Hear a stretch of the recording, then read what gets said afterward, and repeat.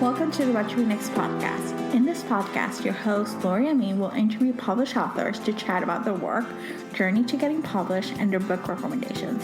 If you share a passion for books and always looking for your next read, then join us. Hi, Jennifer. Welcome to the What to Read Next podcast. Hi, Laura. Nice to be here. So happy to have you here. So tell us a little bit about yourself. So I am a full-time writer now, although I started out my professional life as a historian, as an academic. I thought I would end up being a college professor. Um, there weren't really any jobs. There still aren't if you want to teach British history. Those jobs are thin on the ground. So I ended up being an editor for years. And then when I was at home with my kids when they were really little, I found myself wanting to do something more, something different. And it took me a long time, and I only had, a few minutes here and there for, I guess it was about a year and a bit. It took me to write it in kind of stolen moments when the kids were sleeping. And so that was coming up 14 years ago. And now I get to say this is my gig. This is my full-time job, and it's wonderful. And I live in Toronto. I'm a Canadian, hence the funny accent. And you'll notice if I have to say the final letter in the alphabet out loud, I'm going to say Z rather than Z. That's a giveaway every time. I love this. So did you always wanted to marry your writing process with historical fiction, or was it something that just like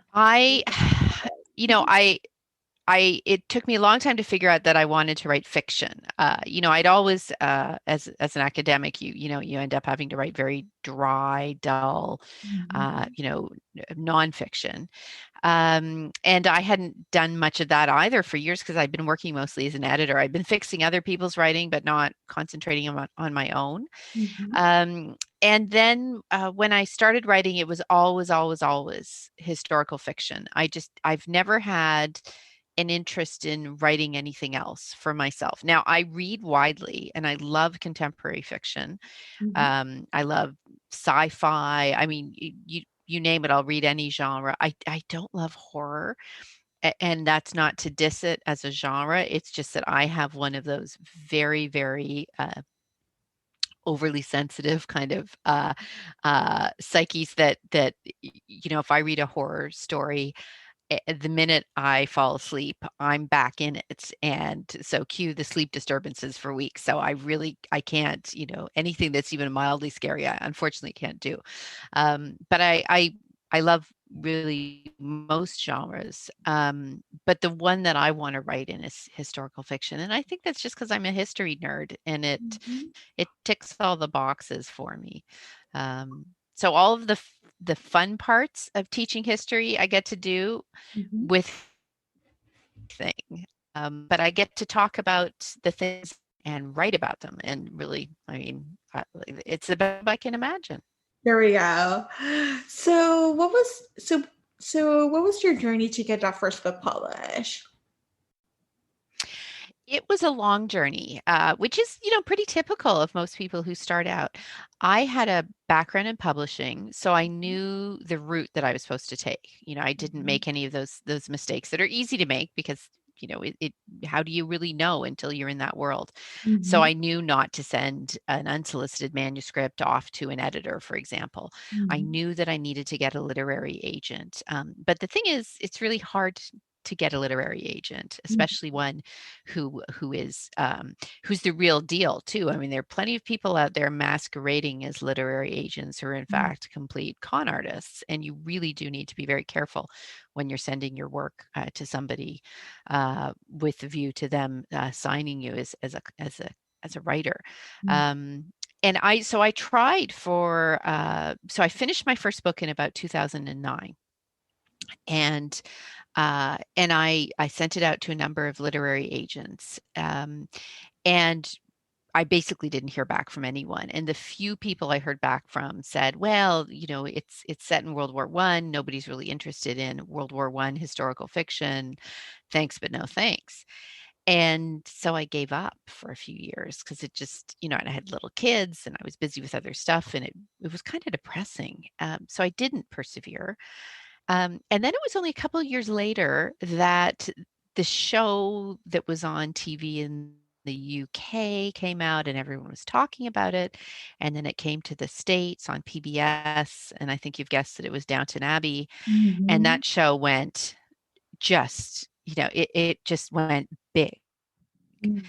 And one of my closest friends who knew, she'd read my manuscript, she loved it. She'd been as disappointed as I was when I couldn't get it published or couldn't find an agent in the first place. She pestered me, to be honest. She just was relentless and said, "You have to submit this again. Just Jen, just go for it." And so I did, to a different group of literary agents. And this time it was like night and day. Pretty much everyone got back to me right away. Mm-hmm. Everyone was super enthusiastic. And it was, the book itself had not changed. The market had changed. And all Mm-hmm. of a sudden, everyone wanted these books about the First World War and the Edwardian period. And I had one that was ready to go.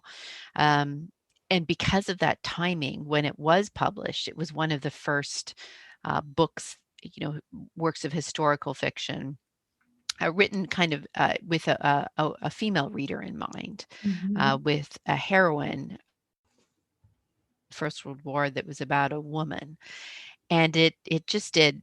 It surpassed all expectations, including mine. I'd hoped I would sell like maybe a few Mm-hmm. thousand copies, and it just kept selling and selling and selling. And now it's in, I think it's 19th or 20th edition. It's just, it almost actually feels like it's a story that it can't be true. Oh my God. um and here I am, 10, 11 years later, and I still can't believe that it's true, but I pinch myself every morning. I feel so lucky to do this work. Mm, I love this story. I love the fact that, you didn't give up. The market changes, and so your book becomes a hot commodity. Like it's Yeah, interesting how, little things can make a big impact. Like a TV show can become kind of like a boom of things. Like, yeah, book. yeah, yeah. And that said, I always, when I've taught writing courses, when I speak to aspiring writers, I always want to encourage people to, all of that being true, don't chase after what you think is the hot thing. Don't Mhm. kind of tailor what you're writing with the view to, well, maybe this is what will sell. I think the only judgment you can use when you're writing a book is this something that I love writing myself? I love reading about it. Is reading. Ultimately, that's how I assess every one of my books. As I'm writing it, as I'm finishing it, I ask myself, is this a book that my friends in my book club would love to read? And if I Mm. can honestly answer yes, then I think I've done an okay job. Of course, pending approval of my editor. Everything is pending her approval. So let's talk about historical fiction. And so thinking about you have run different time periods. What does the research process looks like for you? It doesn't really deviate from what I learned as a graduate student. I went to Oxford. I have what they call a DPhil, and in North Mhm. America we call it PhD. And it's a research degree. There's no teaching involved. You just sit and you write 100,000 word thesis over the course of however many years it takes you. And so I learned there how to dig deep. Mhm. And I think of it in some ways as almost like being an archaeologist, right? And I'm peeling back the layers. Mhm. And I start first with just general histories that other people have written, just to acquaint myself with the broader subject. Mhm. And then I go to specialist histories. So I might read about particular groups of people. I might read about political movements. I might read about the history of a city or the history of uh, uh, say just the history of fashion in a particular period if I want to learn about what people were wearing, that kind of thing. Mhm. But the whole time I'm digging, I'm trying to go deeper and deeper. And for me, the bedrock, or how should I put it, the layer that where all of the treasures are found, is anything that is what you would call formally a primary source. So a primary source is it's closest to the direct voice of the people who lived in a period, and it's the closest you can get to jumping in a time machine and going back to that particular time, especially if it's a time that's remote enough that nobody is still alive who experienced it. And that would be the case, for example, with the First World War today. Mm-hmm. And so what I want to know is what people were thinking at the time. What were their opinions? What were their thoughts? What were the things that influenced them? And so there I get a little unconventional compared to maybe your kind of stuffy, old-fashioned historian, because I'm really interested in reading things like magazines, newspapers, and not newspaper, the Daily Telegraph, but news ordinary people read, right? And which are very different typically. I also am interested in what were the movies they were watching, if it's a period when, cinema existed. What were the books they were reading? Again, not high-minded stuff, but ordinary books that regular people read, right? The paperbacks that everyone was reading at the time.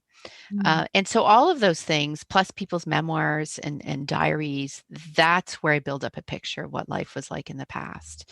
And if I'm really lucky, and since I write about the 20th century, there's almost always ways of finding taped interviews with people. Even if the interviews were done a while ago, they're still gold mines.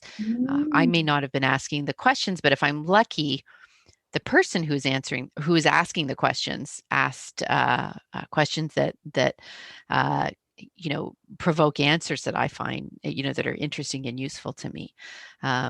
So the Imperial War Museum, of all places in London, has thousands and thousands of hours of taped recordings of interviews that were done starting in the 1960s with people who lived through the First World War and the Second World War.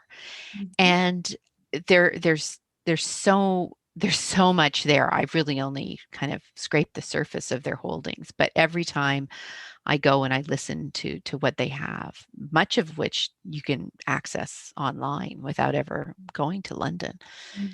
There's so much there. So that's kind of my approach, and it's a little bit it's not actually very unorthodox. I think a lot of people, that's the way they're doing their research now. When I was at Oxford in the early 1990s, it was considered a little unusual, and there's sometimes some raised eyebrows, but I think it works. I want to know what ordinary people thought, felt, were interested in, what the shape of their ordinary day was like. Yeah, I love it. I love reading historical fiction, even historical romance, because it just brings you kind of like a different period, and then you have to think of all these logistics of like, what did they wear, like how did they transport, like what did they read, and so I love like finding out the authors like down the rabbit hole of what they had to go through to inform us of that. Oh, and I fall down many rabbit holes. It's a kind of a professional hazard of losing an entire day to learning about something that really has no bearing on the work in progress, and may not be something that I ever really need to retain, but it's super interesting. and that's how my brain works, and I've learned not to fight it. I love this. And so what was the source of inspiration for Our Darkest Night? So for me, it was very personal. It is very personal. I'd been working on another book entirely and not really loving it. I was still chasing after that aha moment where everything starts to come together. And my son, who's now 16, so this is a couple of years ago, he came to me and said, Mom, remember when we were in Italy and we were talking about what Daddy's grandparents did during the war? And I'm wondering if it's true. And what he wanted to know about was a family story that we had not learned we'd only learned it very recently. It was on a trip to Italy coming up 5 years ago, when my husband and I were sitting and talking with his aunt, who still lives in this little town in northern Italy called San Zanone, where my mother-in-law and father-in-law were born. They came to Canada in the 1950s, but they grew up in Italy, and most of the family is still there.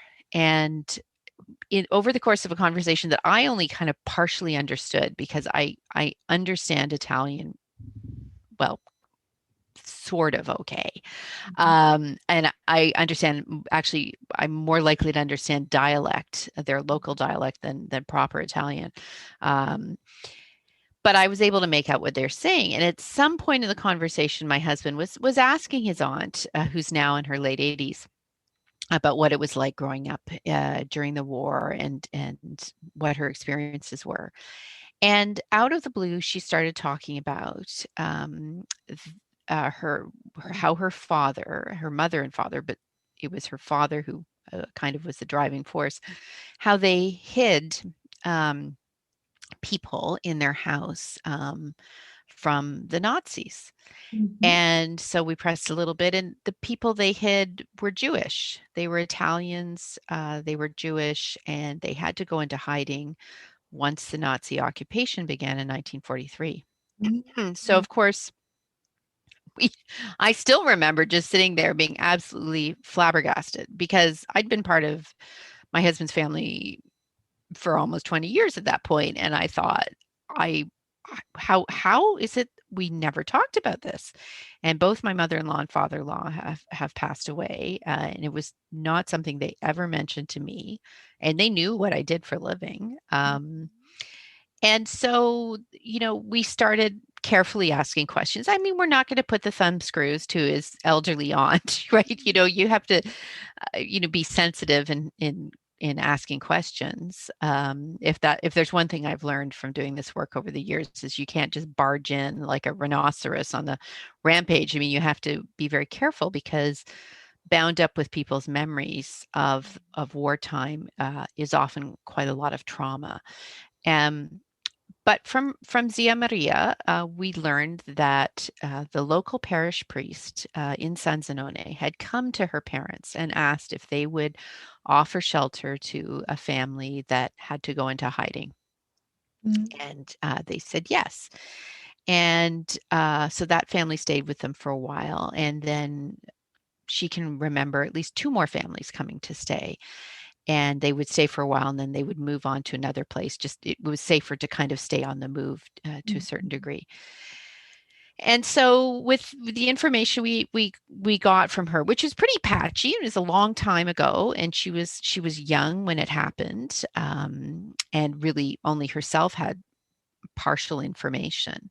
I started doing a bit of digging, and I discovered that the local parish priest, his name was Father Odostoko, and he was recognized by Yad Vashem in 2010 for his valor in saving more than 50 Italian Jews from deportation and what would certainly have been death in the death camps in Poland. And so that was fascinating.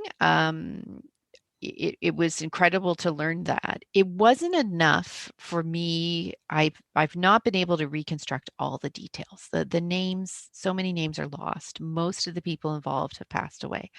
I'll never be able to come at it as if I were writing a work of historical, nonfiction.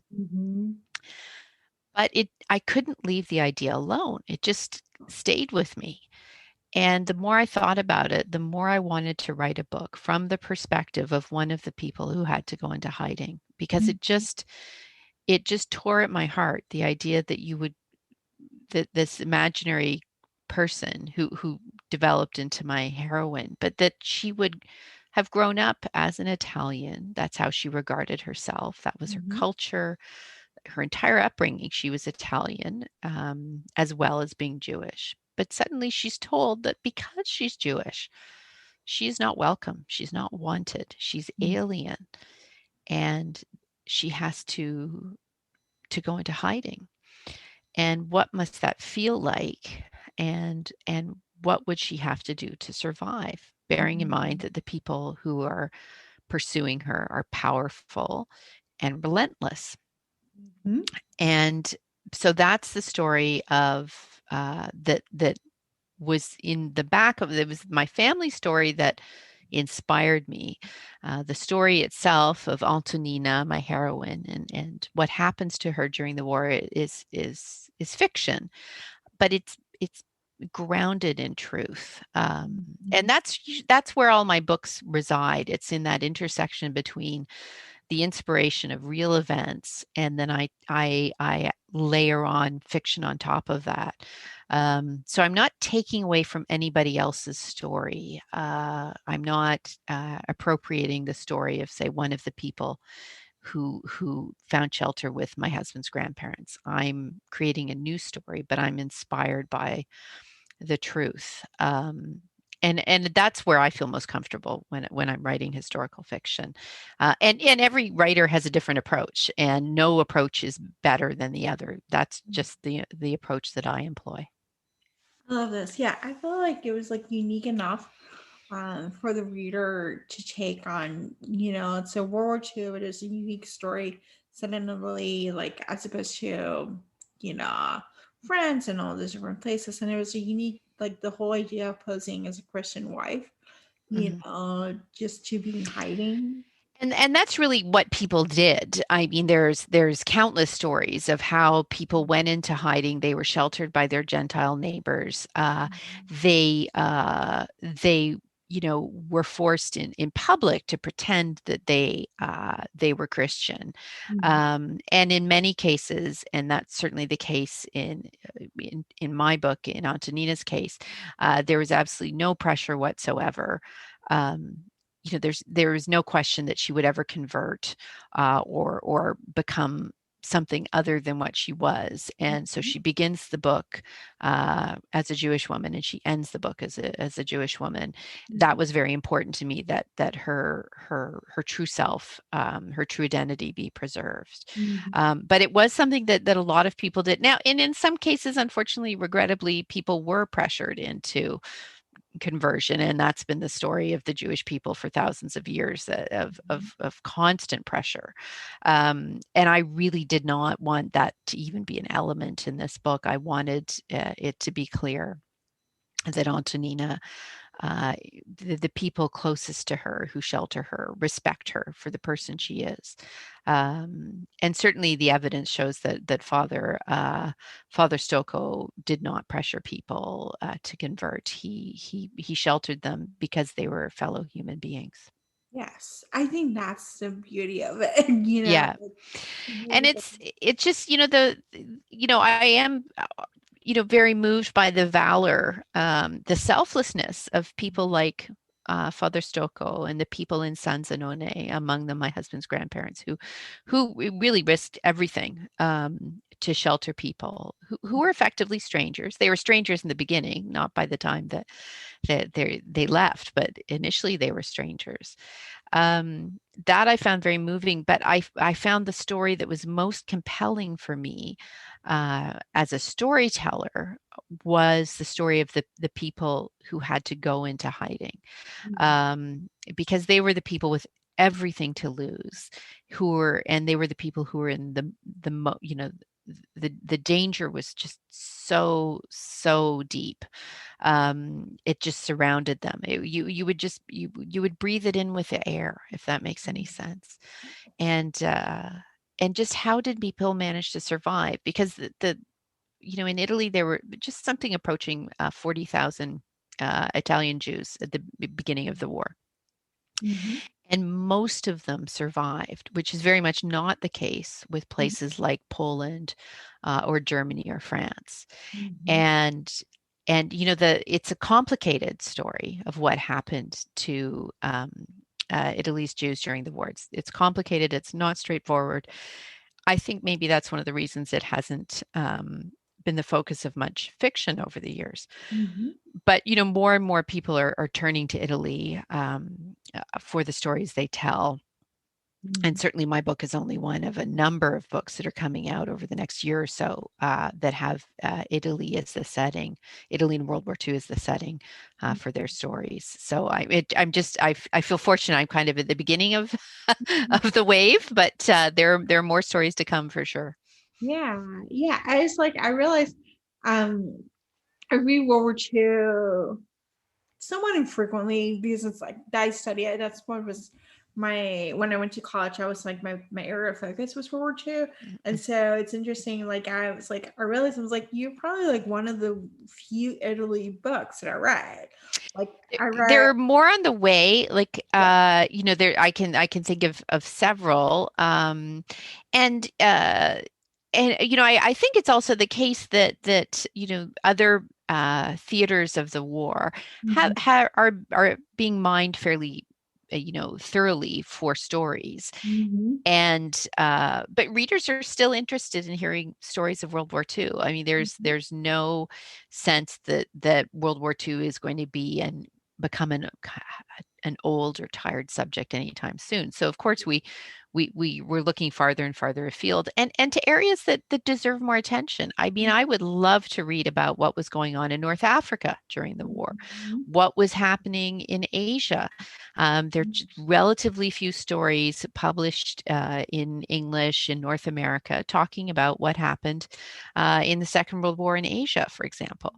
And each month we see the focus kind of widening and moving away from the more typical stories that are focused in Britain. I mean, I've one of my previous books, Good Night from London, is set during World War II, and it takes place in almost entirely in Britain, and of course France and Germany and Poland. But and there will continue to be stories published and appreciated about the war and what happened in those countries.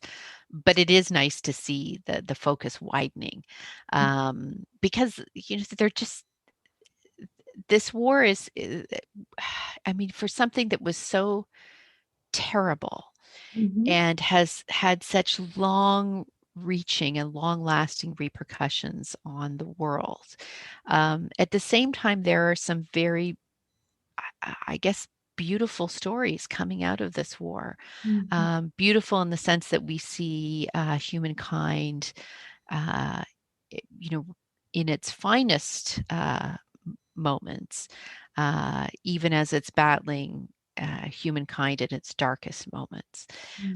And I think it's that contrast that makes people so interested, how people can still retain their essential humanity, their essential goodness, even when faced against unutterable evil. That's, I think, what fascinates so many of us. Yeah, I love this. So, what are you working next? So I've moved away from taken a little break from World War II, and in fact, I've moved forward in time just a little bit. I won't be writing contemporary fiction anytime soon, but my next book is called Coronation Year. My next book after Our Darkest Night, I should add. It's called Coronation Year. It's set in 1953. And it's set in a small hotel, one of those little hotels that, it's not part of a chain of any description. It's just a little quirky hotel where the kind of place that you discover by accident and then you end up going back to stay there again and again. And it's about the people who live in the hotel and the effect that how should I put it? The hotel is very unexpectedly on the route for the coronation procession when the Queen, still the Queen, but when the young Queen Elizabeth II is crowned on the 2nd of June, 1953. And of course, London is absolutely wall to wall with people who want a view of the coronation procession. And this little hotel is in the front row, as it were. So there's there's that part of it, and then there's also a bit of an element of suspense because there are some people who want to disrupt the proceedings and possibly even mount an attack on the coronation procession. And the characters in my book are really the only people who can stop it. So that's what I'm working on now, and I hand the manuscript in the summer, and it will be coming to readers, I think, in the middle of, let's say, 2022, which seems so far away, but really is only about a year and a half, possibly a bit farther away. We'll see how quickly I can write over this, what's going to be a very long and cold winter. Oh my gosh, I'm so excited. I love that you're taking us to different time periods. And it's like, and you had the gown, which is like, Yeah. I'm moving forward incrementally. And I think Yeah. 1953, to be honest, is about the latest I want to go. Okay. And then I'll probably cycle back to the turn of the century or say World War I again. Gilded Age is a good time, by the way. Well, and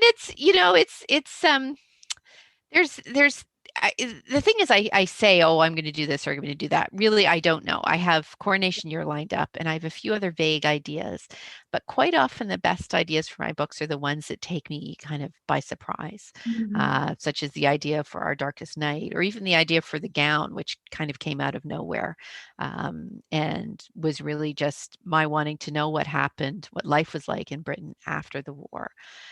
But then trying to find a way to tell the story that wasn't completely depressing. And I found it, of course, because, royal weddings are just innately cheerful things. And it was kind of the point where the fun of the royal wedding met the gloom of post-war life. That's where I found my story. I love this. I love that you're finding intersections of an inspiration at the same time, something that brings you joy, and it's something that does have some gloom around it, but it's like there's joyful moments and Yeah. little steps. Well, nobody wants a book where the entire book is soaked in like what feels like maple syrup, right? Since I'm Canadian, I'll use that analogy. But nobody wants a book at the same time that's just so gloomy and miserable that it's just an effort to get through. Certainly now. I mean, I've been turning to books that feel hopeful. And that's what I want people to take away from Our Darkest Night, is that there are tough moments in the book. Anything written about the Holocaust or World War II there's going to be tough moments, but it is ultimately a story of hope. And I think that's what I want to read right now, and I'm hoping that others agree. Yes, I love this. So now let's go to writer book recommendations. This is an opportunity for you to share with the audience what they should read next. What did you? I was going to say, so we're talking earlier about other books set in Italy, and fair warning that the author is a friend of mine, and I have what we say blurbed the book, offered my recommendation for it. The book is called Courage, My Love. It's by Kristen Beck, Beck. It comes out in April of 2021. And it is set in Italy during World War II, but it is set in Rome. So more or less at the opposite end of the country from where Our Darkest Night is set. Very different story, wonderful story. And I'll tell you, I was so drawn in by the story that when I finished it, I emailed Kristen and said, I told her how much I loved it, but I also said, do you have Italian family members? Is your background Italian? Because I could swear that you grew up in an Italian family or part of an Italian family. Just because the way that she depicts Italian women is so beautiful, so heartfelt, so loving. It is not that, these are not stereotypical, Italian nonnas. These are really rounded, fascinating, complicated characters. And they were so true to life. And it turns out she has lived in Italy, but she's not part of an Italian family. This is just testament to her abilities as a writer. I was very, very impressed by this book, and it stuck with me for a long time after I finished reading it. So I really recommend it. So Courage, My Love by Kristen Beck, coming out in April. I love this. Thank you, Jennifer. You're very welcome. Tell us where we can find you online. So my website, which I'm trying to update, and I'm getting there, is Jennifer-Robson.com. You can also find me on Instagram and Facebook at author Jennifer Robson, all squished together. I love going on Instagram because I love sharing pictures drawn from my research, some of my cooking projects, not always successful. There's lots of dog and cat pictures as well. My animals do love to pose for pictures. And when I travel, there are pictures. There won't be travel pictures for a while, but I do plan on sharing more pictures from my visits to Italy so that people can see the places and the people that inspired our darkest night. I love this. Thank you, Jennifer, for being in the show. Thank you so much for having me. If you enjoyed this podcast, feel free to share with friends, subscribe, rate, and review the show. This is the easiest way to support this podcast. Once you connect with fellow romance readers and make new friends, get weekly book recommendations, attend monthly meetups, then join our Patreon community. You can join at whatchrenexblog.com/Patreon. Romance lovers, check out Queen Bee Reads Etsy shop for cute and comfortable bookish apparel. The shop also features social justice apparel and fun items from some of your favorite TV shows like The Schitt's Creek and The Office. Use code WhatToRead10 to save. Visit whattoreadnextblog.com/QueenBeeReads. What to Read Next podcast is part of the Frolic Podcast Network. Discover new podcasts to love on frolic.media/podcast. Thank you so much for listening and have a great day.